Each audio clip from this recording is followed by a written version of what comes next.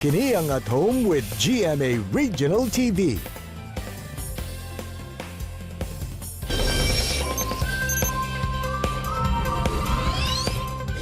Mga kapuso, karong buntaga atong mahinabi ang usa ka Technology and Livelihood Education o TLE teacher sa Panabo City nga nagmugna sa Project ML kon Project Mobile Laboratory.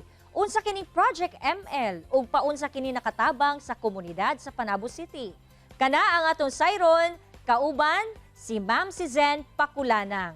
Mayong buntag, Ma'am. Welcome sa At Home with GMA Regional TV. Kumusta? Maayong buntag, Ma'am Jandy, ug labi na sa atong mga nananaw sa At Home with GMA Regional TV. Malipayon kita ug naa kita sa maayong panglawas, kuyog atong pamilya, kuyog sa tibok persa sa Panabo City National High School, faculty and staff, TLE Department, uban sa among Principal 4 na si Ma'am Memia B. Infesto. Ma'am Zen, atong storyahan kining Project ML, unsa ba kining gimugna nimo nga proyekto? Ug ngano nimo kini nahuna-hunaan nga himuon? Ang kaning ML or ginatawag na Project Mobile Laboratory, isa sa mga intervention na namugda karong pandemya. Ang TLE subject is a performance-based subject. Diin ang tumong ug ang tinunguha, makaproduce kita og skilled na mga bata.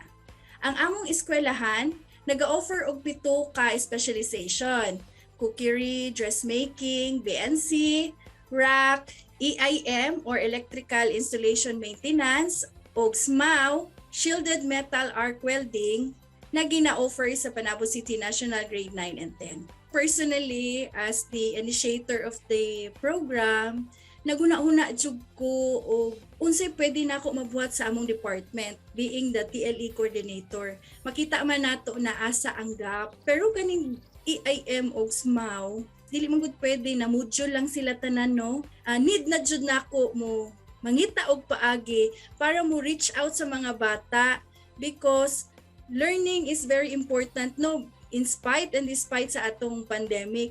That is why mahatag nato ang tamang edukasyon para sa atong mga bata. Since mobile man ang maong proyekto, Ma'am, so unsay sistema ninyo sa pag-implement niini? Sa pagkakaroon, isip 3 ka bulan na pag-implementar, amo sang giuna ang pinakaduol na barangay sa amo ang eskwelahan, ang Barangay Gredo.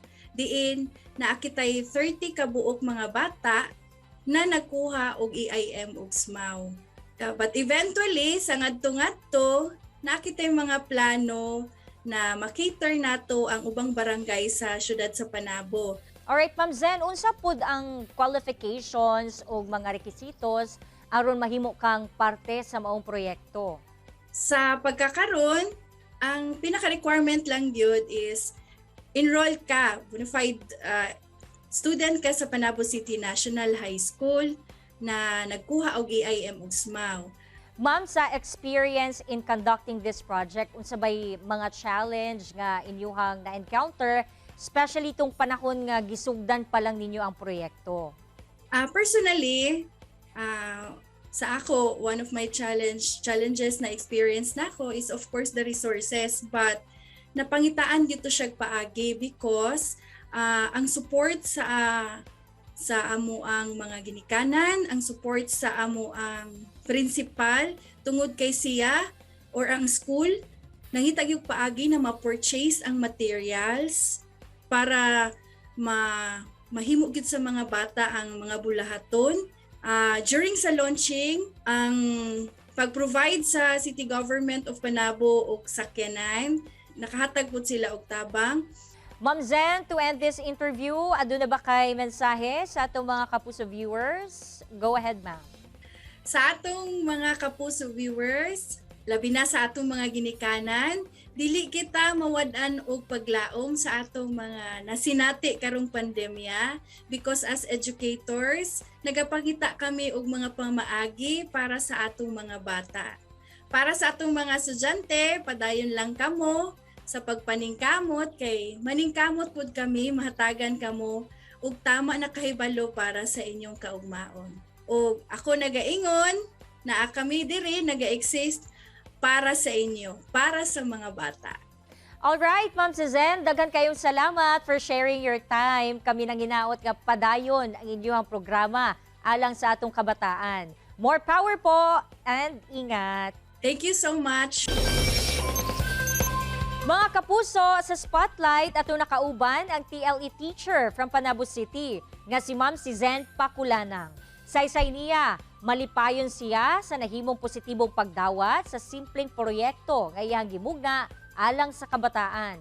Mahimo gayud nga posible ang usa ka plano kung ang tumong alang sa kaayuhan sa mga tao. Samtang dyan atong nakahinabi si Engineer Renzo Wee, kinsa usa sa mga nangulo aron mamugna ang Maya 3 and 4 nga ginagamit na nato karon human nakalupad sa kawanangan. Matod niya, lisod man ang trabahong gisudlan, gimahal gihapon niya kini tungod nakatabang sa katawhan. Ug sa Biztalk, mga kapuso, atong nakauban si Romel Calahat Jr. sa San Sebastian Golden Stags. Matod niya, nga dako ang iyang pagpasalamat sanglit pinaagi sa pagpaningkamot, anaa na siya sa NCAA Season 97.